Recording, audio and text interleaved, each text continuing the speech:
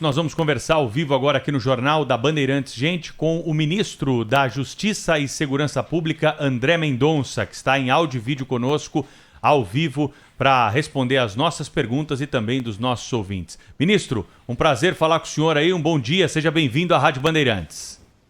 Bom dia, prazer falar contigo e, acima de tudo, com os ouvintes da Rádio Bandeirantes e poder aqui estar atento à questão da justiça e segurança pública, à luz das questões que vocês vão nos apresentar. Uma honra, privilégio falar com vocês. Queria começar falando então sobre segurança pública com o senhor, né? Nas últimas semanas nós noticiamos algumas ações aí do crime organizado, de ataques, né, a agências bancárias.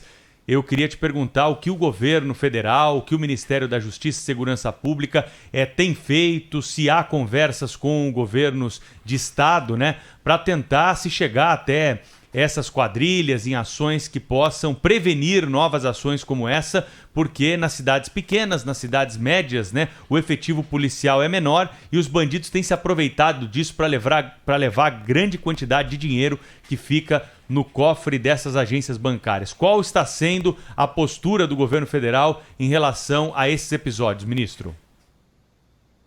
Nós tivemos recentemente um assalto de grandes proporções em Santa Catarina.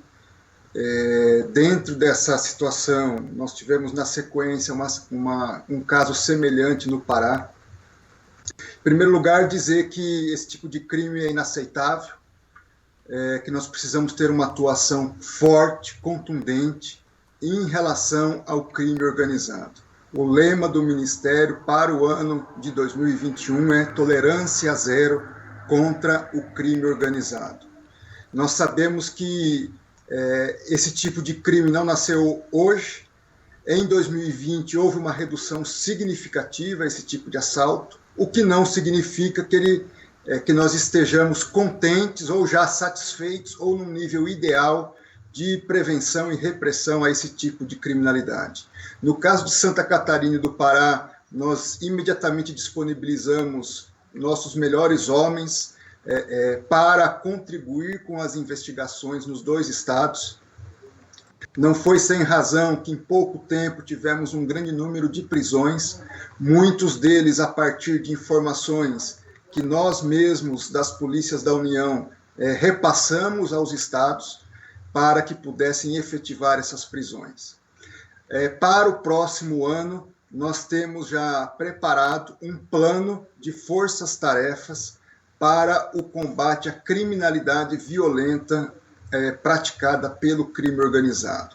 Então, nós vamos trabalhar isso junto com os estados, vão haver etapas de implementação desse plano de forças-tarefas e no próximo ano vamos ter uma atuação ainda mais articulada com os estados para o combate a esse tipo de criminalidade, que envolve tanto práticas de homicídios, tráfico de drogas, assaltos como esses que nós assistimos e, ao mesmo tempo, um estrangulamento financeiro e operacional do crime organizado. Essa é a nossa proposta junto aos estados e nós esperamos transformar cada vez de forma mais intensa uma realidade que nós herdamos de 30 anos de insegurança pública, onde as autoridades não atuaram de forma contundente contra o crime organizado e a nossa proposta, o nosso compromisso é fazer diferente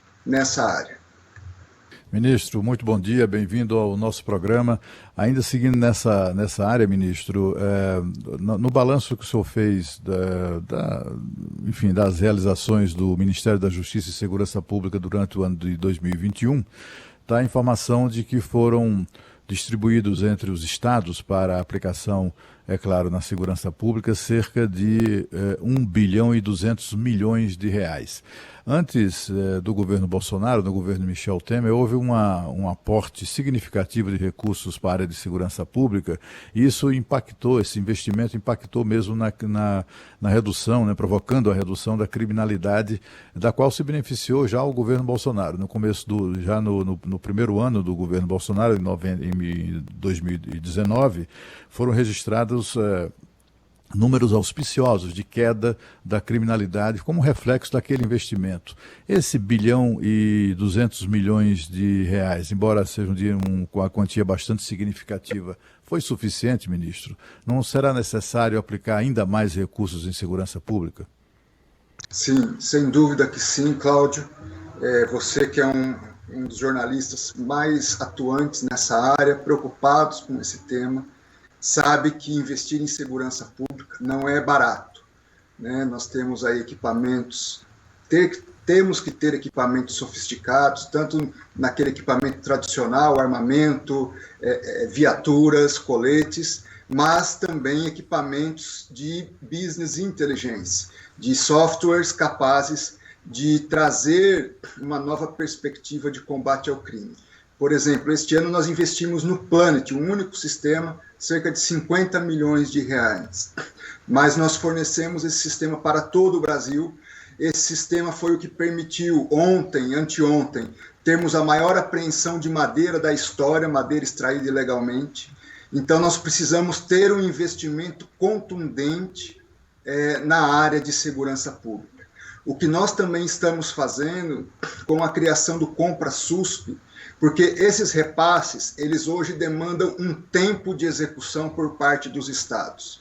E para que vocês tenham uma ideia, os estados têm ainda hoje, em 2020, final de 2020, dificuldade em executar aquilo que foi repassado referente a 2019. Nós realizamos este ano a implantação do programa Compra-SUSP, onde só em pistolas nós vamos permitir que os estados e as polícias da União adquiram até 1,2 bilhão em pistolas, caso esses estados também queiram adquirir esses equipamentos, além de viaturas de várias naturezas, além de coletes e outros equipamentos de investigação, onde nós tínhamos ali um prazo de execução daquilo que nós repassávamos para, de fato, se transformar em entregas. Um período de mais de um ano, nós vamos ter aí uma redução para 30, 60, no máximo 90 dias, para que os estados tenham esses equipamentos, fruto dos repasses que fizemos agora. Ou seja, não só maior repasse, mas também redução do tempo para transformar esse repasse em entregas efetivas para a segurança pública. Ou seja, o que passamos hoje já vai ser sentido nos primeiros meses do próximo ano na área de segurança pública. Por falar em arma, ministro, queria aproveitar para perguntar para o senhor uma demanda que é recorrente aqui de ouvintes da Rádio Bandeirantes, né?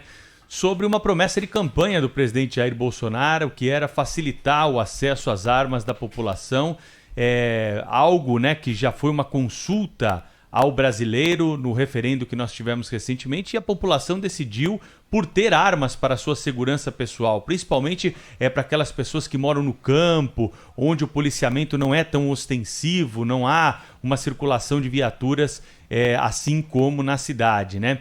Em que pé está esse assunto no governo federal?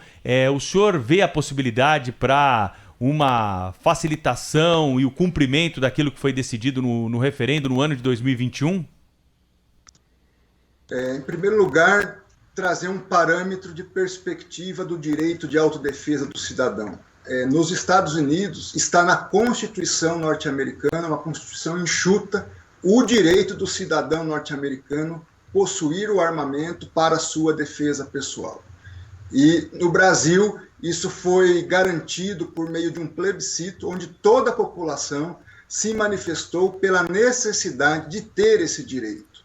O presidente Bolsonaro, desde o início do seu governo, adotou uma série de medidas legais, tanto proposições legislativas ao Congresso Nacional, como decretos de melhor esclarecimento e regulamentação para a garantia desse direito ao cidadão. Então, tudo aquilo que foi possível fazer por meio de decreto, o presidente fez. Tudo aquilo que nós podíamos fazer em termos de melhoria dos procedimentos administrativos, nós fizemos, tanto por parte do Ministério da Justiça e Segurança Pública, como por parte do Exército Brasileiro. Mas nós temos uma série de medidas que estão no Legislativo, pendentes de votação, para que nós tenhamos uma melhor parametrização e regulamentação dessa garantia do cidadão brasileiro. Nós esperamos que no próximo ano o Congresso Nacional paute essa matéria e que nós possamos ter uma definição legítima para a garantia desse direito ao cidadão brasileiro. Ministro, a sua posse no Ministério da Justiça e Segurança Pública trouxe muita esperança do estabelecimento de um diálogo institucional civilizado, digamos assim, né, entre o Poder Executivo e o Supremo Tribunal Federal, o Poder Judiciário por meio do Supremo Tribunal Federal.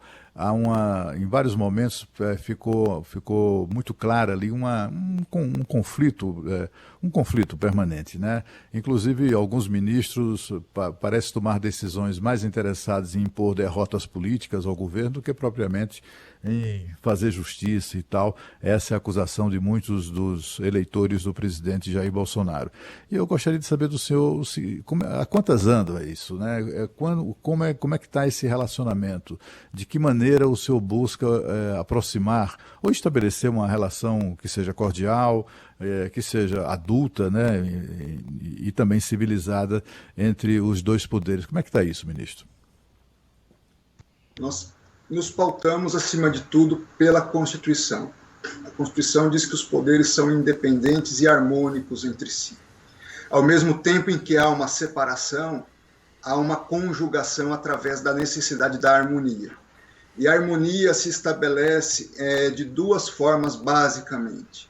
Primeiro, no autocontrole, ou seja, um poder precisa saber por si só dos seus limites e do seu papel. Então, uma melhor definição e compreensão do papel de cada um dentro da democracia brasileira. Esse é um processo contínuo que deve ser estabelecido. É natural que haja, vamos dizer, divergências de opinião ou até de limites ou exatos limites do papel de cada um, mas o primeiro ponto é que cada poder deve ser o seu primeiro freio e contrapeso. Isso é democracia.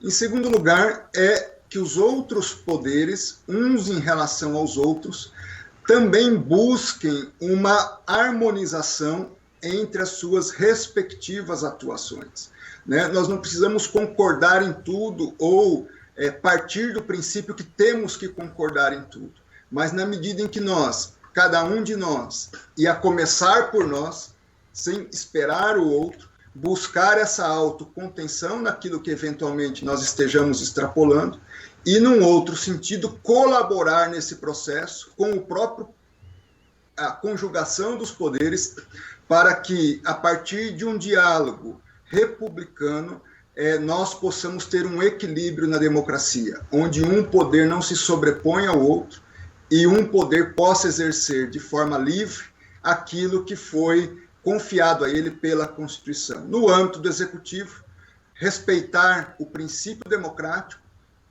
estabelecido nas urnas e, legitimamente, dentro do poder discricionário dele, estabelecer essas políticas públicas. Eu sempre tenho dito, o presidente Bolsonaro ele foi eleito com uma pauta, ele foi transparente nessa pauta, desde a campanha. E ele tem se mantido fiel a essa pauta. E essa pauta está legitimada na Constituição à luz da voz das urnas. O que cabe aos demais poderes é dar, de um lado, o controle de legalidade por parte do Judiciário e o Legislativo ser, ao mesmo tempo, um fiscal do Executivo e, ao mesmo tempo, um poder capaz de inovar legislativamente à luz dessa manifestação popular. Ministro, aproveitando, né, esse assunto, né, houve interferência do Judiciário aí na escolha do presidente da República num passado recente na direção da Polícia Federal, né? O presidente está satisfeito com a Polícia Federal? Ele de alguma forma interfere no trabalho da Polícia Federal? Ele já pediu algo para o senhor para ser feito pela Polícia Federal? A única coisa que o presidente faz em relação não só à Polícia Federal, mas a todos nós é pedir mais eficiência, uma atuação com tolerância zero em relação à corrupção, que nós busquemos fazer o melhor para o nosso país, olhar para o nosso povo, e aquilo se algo ele tem feito, por exemplo, ir lá na economia, pedir, Paulo Guedes, vamos aumentar o efetivo da Polícia Federal, da Polícia Rodoviária Federal, não vamos cortar o orçamento dessas instituições, porque elas são essenciais para o país. É uma atuação, na verdade, de garantia da independência e da eficiência dessas instituições.